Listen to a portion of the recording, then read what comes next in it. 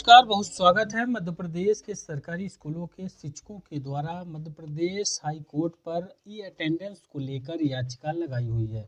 उस याचिका को लगातार तारीख बढ़ाकर सुनवाई की जा रही है। अभी जो है 1 दिसंबर 2025 को सुनवाई हुई।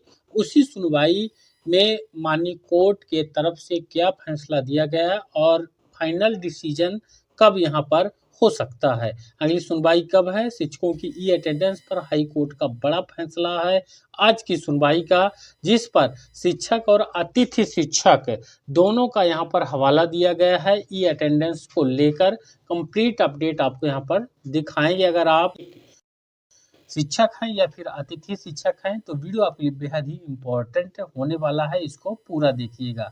यहाँ पर आप पहले देख लीजिए कि कोर्ट में आज कार्यवाही के दौरान क्या हुआ। कोर्ट में हमारा प्रकरण सही दिशा में चल रहा है। आज की सुनवाई के बाद स्पष्ट है कि कोर्ट हमारी याचिका को लेकर गंभीर है। 3 तारीख लगी हुई है, यानी 3 दिसंबर की तारीख यहाँ पर है। ऑफिशियली आपको आदेश दिखाएंगे लगी हुई है। कोई जो साथी है वो घबराए नहीं। हमारा वेतन रोक सकते हैं, देरी कर सकते हैं, लेकिन उस वेतन को काट नहीं सकते हैं। इसलिए थोड़ा धैर्य बना के रखें और हम 3 तारीख का इंतज़ार करें। हमारी एकता में ही हमारी शक्ति निहित है, ऐसा शिक्षकों के द्वारा जिन्होंने याचिका लगाया है और शिक्षक संगठनों के द्वारा प्रदेश के समस्त शिक्षकों से अपील की गई है। अब आगे इन्होंने बताया है कि न्यायालय से बड़ी खबर है, ये अटेंडेंस मामले में हमारी लड़ाई को मिली मजबूती। आज दिनांक 1/12/2025 को माननीय न्यायालय में हुई सुनवाई का सार यहाँ पर बताया गया है। क्या वहाँ पर हुआ है? सरकार की दलील खारिज की गई है माननीय हाईकोर्ट के द्वारा। सरकार ने अपने पक्ष को कमजोर पाते हुए पिछली ई अटेंडेंस याचिकाओं, जो कि इंदौर की याचिका में फैसला आया था, जिनमें सरकार जीत गई थी, का उदाहरण देकर हमारी वर्तमान याचिका को खारिज करने की मांग रखी गई थी। इसके पहले आपको बता दें कि मध्य प्रदेश के इंदौर खंडपीठ पर, इंदौर हाईकोर्ट पर यहाँ पर याचिका लगी थी इसी ई अटेंडेंस को लेकर, और इस याचिका पर सरकार की जीत हुई थी, लेकिन वही मामला यहाँ सरकार दोहराना चाहती थी।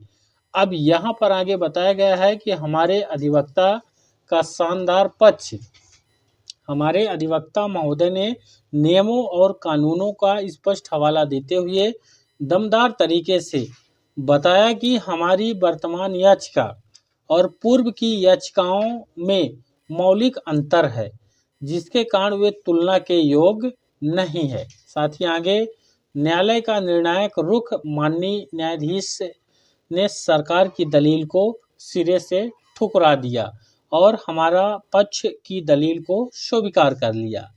साथ ही आगे बताया गया है कि नियमित शिक्षकों के पक्ष में महत्वपूर्ण टिप्पणी सुनवाई के दौरान की गई। सरकार ने इस पर दावा किया कोर्ट पर कि 99% अतिथि शिक्षक ई अटेंडेंस लगा रहे हैं। तो यहाँ पर सरकार की जो चाल थी कि अतिथि शिक्षकों का हम यहाँ पर दबाव बनाकर आंकड़ा प्रस्तुत करेंगे कोर्ट में और प्रदेश के शिक्षकों को भी इस नियम पर लागू नहीं, लेकिन अभी यहाँ पर आप देख पाएंगे कोर्ट की तरफ से क्या कहा गया। यहाँ पर देखिए, इन्होंने बताया कि 99% अतिथि शिक्षक ई अटेंडेंस लगा रहे हैं, दिक्कत केवल नियमित शिक्षकों को हो रही है। इस पर माननीय न्यायाधीश ने बेहद महत्वपूर्ण टिप्पणी क्या थी? न्यायालय ने स्पष्ट किया और कहा कि अतिथि शिक्षक से आप शायद कुछ भी करवा सकते हैं, क्योंकि आप उनको नौकरी से हटाने और उनको वेतन, मानदेय, सैलरी, मजदूरी न देने का आदेश भी जारी कर देते हैं, लेकिन नियमित शिक्षकों से आप ऐसा नहीं करवा सकते हैं।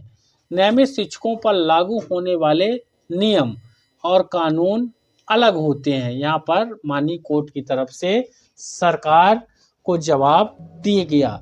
साथ ही इसका निष्कर्ष भी बताया गया है। सरकार की याचिका खारिज करने की जो मांग थी, उस मांग को न्यायालय ने अस्वीकार कर दिया है।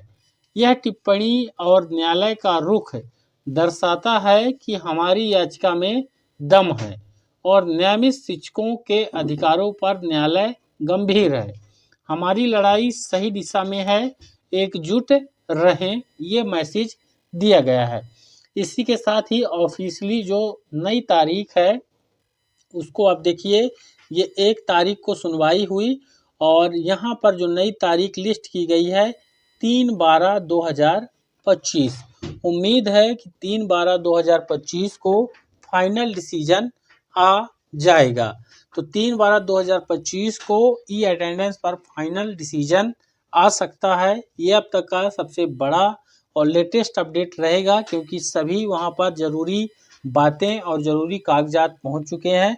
अब फैसला माननीय हाई कोर्ट को करना है। वीडियो को ज़्यादा से ज़्यादा लाइक और शेयर कर दीजिएगा और सभी से निवेदन रहेगा हमारे चैनल को सपोर्ट करिए। सब्सक्राइब अगर आपने नहीं किया है तो सब्सक्राइब ज़रूर करिए।